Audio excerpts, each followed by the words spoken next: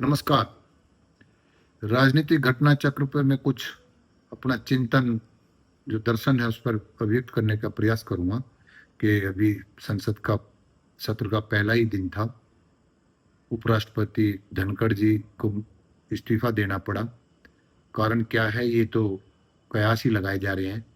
लेकिन मेरा जो दर्शन का अनुभव है, मैं यही कहूँगा कि जो व्यक्ति तानाशाही करे या चमचागिरी करे, तो वो इस बात का ध्यान रखें कि आपके परिवार और नस्ल की पृष्ठभूमि क्या इस तरह की ही है? अगर इस तरह की नहीं है, उसके उलट जाकर के आप अपनी व्यक्तिगत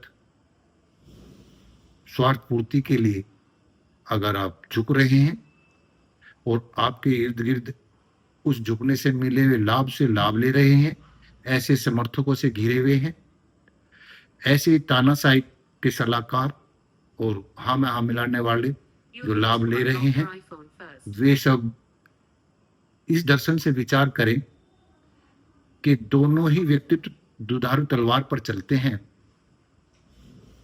जिस परिवार और नस्ल का झुकने का व्यक्तित्व ना हो, न्यायप्रिय हो, शासकों से सदियों से टकराता रहा हो, ऐसे परिवार के, ऐसे नस्ल के लोग में अगर चमचागिरी करके उपलब्धि पाते हैं, तो उनका दुखद अंत ऐसा ही होता है जैसे हमारे उपराष्ट्रपति धनखड़ जी का हुआ है।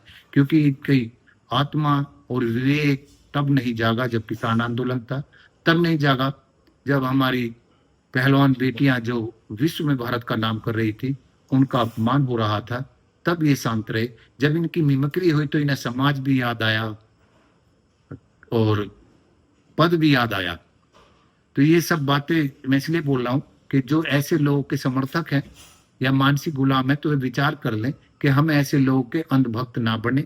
ऐसे तानाशाही व्यक्तित्व का भी सेम स्थिति है, क्योंकि जो झुक करके प्राप्त करता है और जिनसे वो लाभ लेता है, वो जानते हैं कि ये अपने व्यक्तित्व के इतर जा रहा है।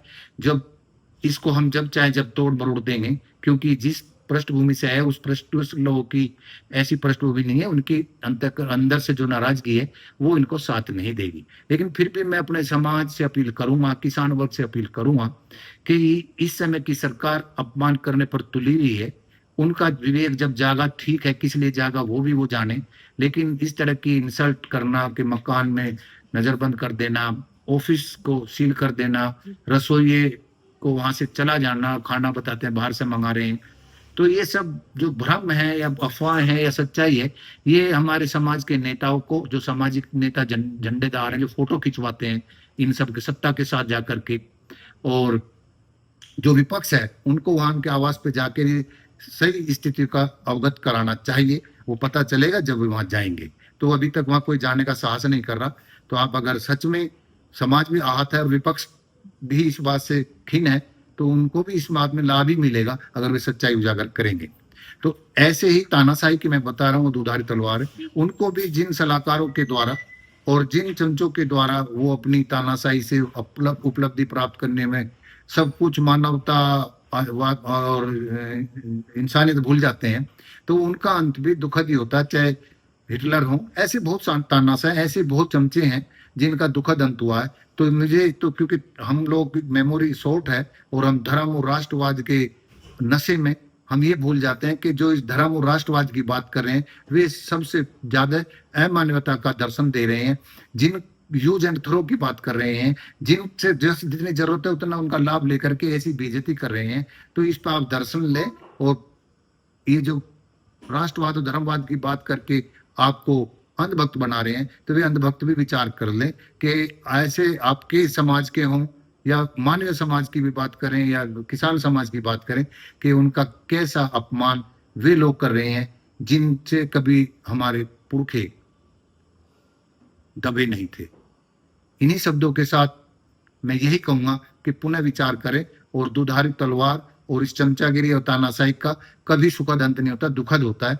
तो इसमें यही दर्शन भी मैं इसलिए बोल रहा हूँ कि आपका व्यक्तित्व इतना बड़ा हो कि आप ऐसा करें। जब मुझे आज ये नसीहत या टिप्पणी करनी पड़ रही है, ऐसी ना करके कि खुशवंत जी के जो शब्द हैं कि करो ऐसा कि लिखे लोग, लिखो ऐसा कि पढ़े लोग, तो अपना व्यक्तित्व इतना बड़ा बनाएं कि आपसे प्रेरणा लें, विपरीत परिस्थितियों में टकराने का साहस करें और चमचागिरी और तानाशाही का समर्थन ना करें। नमस्कार।